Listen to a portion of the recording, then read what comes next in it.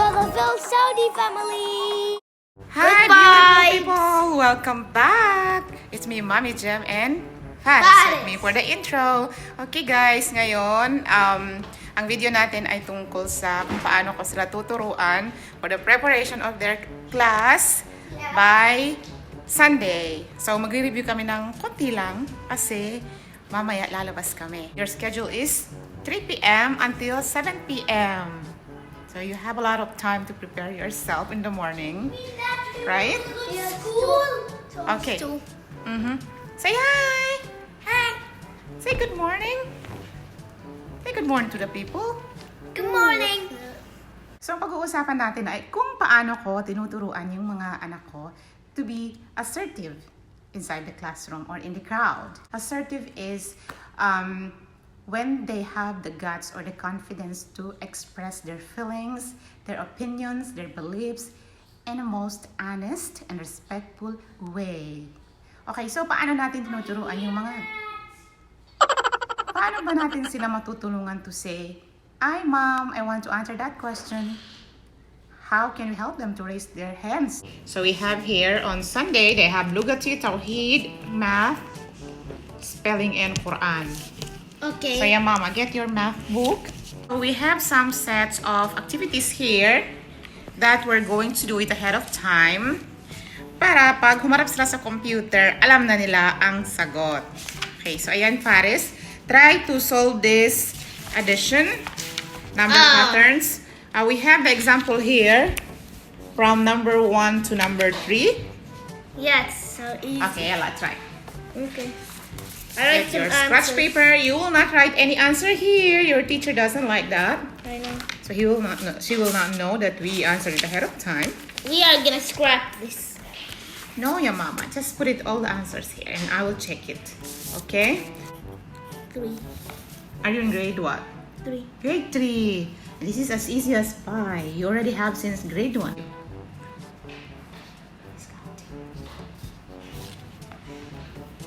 I'm counting towards to be a little cold.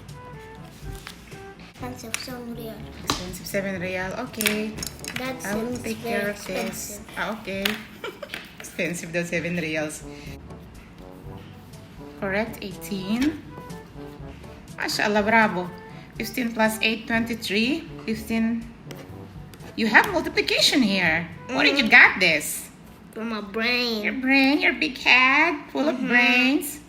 I don't know kind of 3 and 2. Mashallah. You are all correct. And I'm going to give you a perfect score with 10 stars. 10 stars. And let me get my stamp. Just acting that this is a stamp. I don't have a stamp. Give me your hand, your mama. Stamp. Very good. Very good. Yay. Are you happy? Yeah. Okay, next subject. Come here. Next subject. Arabic. I know how to Hands read off. I'm excused from the Arabic. I am not good at Arabic. I don't want to put them in danger. Get your I spelling think book. Lugati is my favorite. Lugati stands for my language. Our Arabic language. And Mommy is hands off with Lugati. Mommy doesn't know how to speak Arabic. Why don't you just take my book and read it? I can read them, but I don't understand what it says. And I cannot formulate a sentence using Arabic. Mom, I'm gonna whisper you something. Water is wet. Blue is... Yeah, so you're going to pick the Sticky. right answer from the box given here. Sticky? Blue is the correct. Write it here. You eat breakfast in the morning. You eat blank at the noon. Okay. Lunch. Okay, very good. No. No. Yan yung mga struggle namin as a mother. Para kaming nag-aaral din ulit. So So, far- imaginein mo na lang, no, meron kang 3 or 4 na Okay. student. So, ang saya, ang saya. You Minsan, use... nakaka-stress Mommy, talaga. Yeah, I'm ano talking natin? with them, ya mama. I'm the third question. You blank with your nose. Can I talk now? A little bit? Just ignore me, okay? I'm making a blank. Is it okay? Okay, so yun nga guys, pag walang plans of the activities, nakaka-stress. So dapat talaga may plano, no? And of course, kasi today, mamaya, lalabas kami. So, it felt better pag na-review ko na sila, nagawa namin yung mga activity nila sa school, yung homework, and everything, bago ako maglakwatsa. Alam nyo guys, noon, after school, kasi I used to be a teacher, and that was long time ago, 10 years ago. I think ngayon stagnant na ako guys. Okay, so after that, I went to my tutorial. I have 3 tutorial, Meral, Muhammad, tsaka yung isa pang kapatid nila, and they were all in the American school, choral school, that time, 10 years ago. Si Yasmin pa lang baby ko that time, so I had this opportunity to work. So, di ba guys, mga panahon na yun na you can, you know, chase your dreams. You are free to do anything you like. Pero pag marami na tayong mga anak, ganyan, 3 na, wala na. Talagang yung life outside, parang sinet aside ko na muna. Anyway, there are my dreams naman eh. My only dreams is to have a good, healthy, and happy family. And mashallah, I'm living with my dreams. Pero minsan, papaisip pa rin ako pag yung, alam nyo, pag nag-tutor ako noon, yung sahod ko sa tutorial is 3,000 reals. From the 3 kids, Meral, Muhammad, at saka yung kapatid nilang isa. And when I teach my kids, ang haba-habang oras, all of my time are devoted for them. Mommy. Pero wala tayong sahod. Mommy, Kasi wala tayong sahod. Yes, you're doing a great job, ya mama. Very good ng bata na yan. Tapos na kami guys sa English at Math. Arabic na lang, which is with their dad. Right, ya Faris?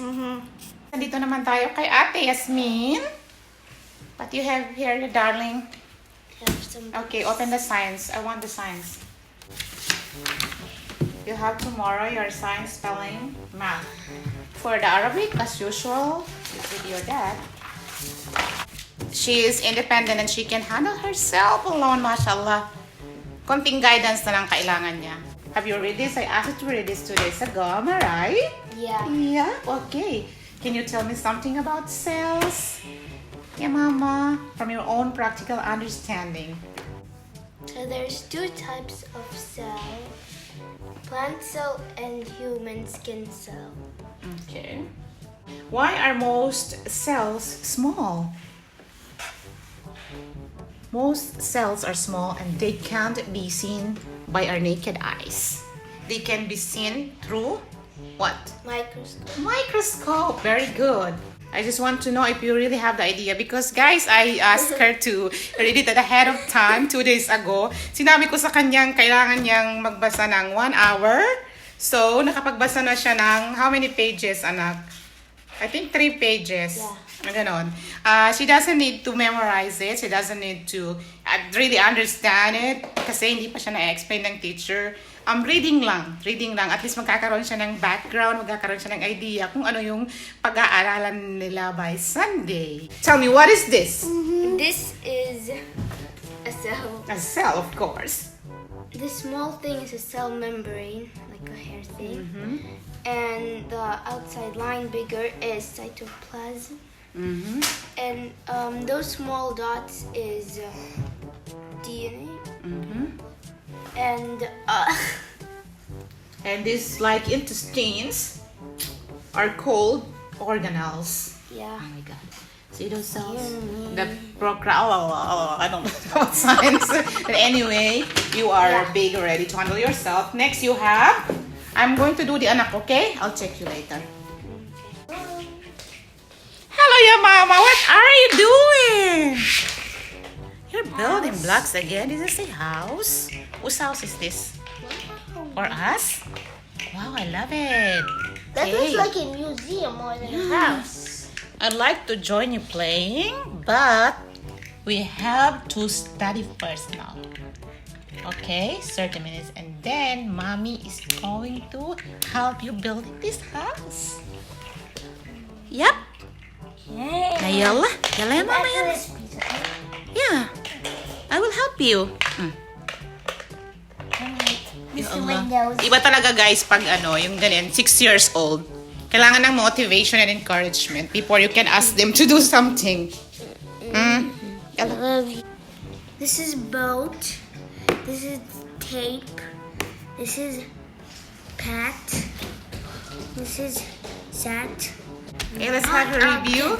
I already read. I don't hear it. Can you please read it one more time? Thank you. 10 boat tape. Nicely. 10 boat tape. Tap. Sat. Mat. Good job! Excellent! So, ganun guys, yung approach natin sa maliliit na bata ay That's such iba a laser, Mom. from our approach to bigger kids like Yasmin. Ang maliit na bata na ganyan, laging may motivation na kasama, laging may encouragement. And before starting the next chapter or the next page, mas magandang lagi natin silang nire-review kung ano yung mga past lessons. So, ganyan guys, ganyan din makulit. Mahirap talaga mag-handle ng KG to grade 1, something like that. Pero si Dudi, grade 1 na kasi siya. So, meron pa siyang behavior na pagka-KG. So, okay lang yan. That's part of learning. Yung mga ganyan, pag nag-tutor ka sa anak ng mga Arabo, guys, ganyan yung ginagawa nila, ganyan. Ayan. I can bounce a pistol mine. Okay lang yan. That's part of learning. Okay, then next, your mama. Tomorrow, you're going to study this. Do you want to get 10 stars from your teacher? Yes? Yes. And I'll be proud of you to get that. So, in order to get that, we need to answer this. Yep. Okay, so tell mommy, what do you see in this picture? Cap. Cap. What letters start with the word cap? K, k, k. Wow. C, very good. Give me 5. Okay. Okay, cap. What Cat. is the letter after? C. Oh my God, advanced talaga siya. Okay, C. Cat C. Cat C. And then, okay, cat C. A. Masya Allah. Alam na niya ang sagot, guys. Okay, next page. Let's see if you can read this. This one. Mat. Correct. Cat. Excellent. Sat. Bravo. Bravo, mashallah. Bravo, bravo. Maybe that. Set. Excellent. Sticker. Tick, tick, tick. This is a razor. Okay, yalla. Let's try to answer this. This is the last, okay? Circle the words that rhyme with at. That rhyme. I know, Rhyme I know, meaning I know. that has the same sound with at. I know. Okay, we have... This one rhymes with this one. This one rhymes with this one. This one rhymes with this No, one. you will only tell me the words that rhyme with at. The word that has a sound at. At. What is this? Can you read this to me, Mama? Cat. Cat. Very good. Cat. Does it rhyme? Yes, it rhymes. Oh. At cat. Cat. Both of Yes. these rhymes together.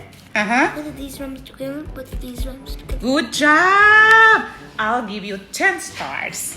10 stars, but I'm not going to write anything here. Your teacher will see that. He doesn't No, want I that. already have 10 stars. 1, 2, 3, Okay. 4, 5, 6. Okay, that's the end of our lesson, yung mama. Bye-bye. Okay guys, so yun lang yung mga highlight ng mga activities namin kung paano ko piniprepare ang mga anak ko for their school. Yes. I'll see you again. Magla-lunch muna kami.